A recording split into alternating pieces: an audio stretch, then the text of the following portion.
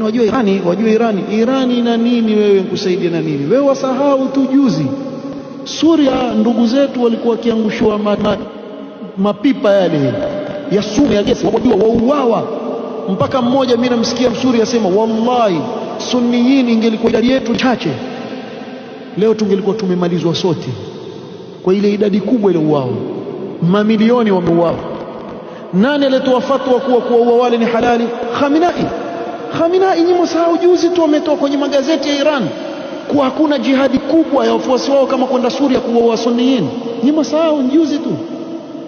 Ama kwa kuwa si babako aliouawa, sio si ndugu yako aliouawa, ile si sunniyin wale. Yaman zaidi ya watu 800,000 wameuawa. Anayetoa pesa kwa mahuthi nani? Si serikali ya Iran, Khamenei. Iraq Ahlus Sunna wangapi wameuawa pale? Nani aliyeungana na Marekani katika kuangusha serikali ya Iraq? Si Iran. Usituletee upumbavu hapa tuambia kama uko na Iran uko sijui na nani. Hatuko na wao wote. Mmewaambia mtu wa sukari asema simu Coca-Cola wala Fanta, zote za ndhuru. Wewe usiwe mjinga. Waizi wawili wasema tumuibie huyu jamaa, mimi namuibia huyu. Mmoja anamwambia sikubali, namuibia mimi. Kisha wakaanza kupigana, wapigana, atakayeshinda ndio utakuibia wewe. Ngeti wewe shinda ili akuibie. Mbona wewe mjinga wewe?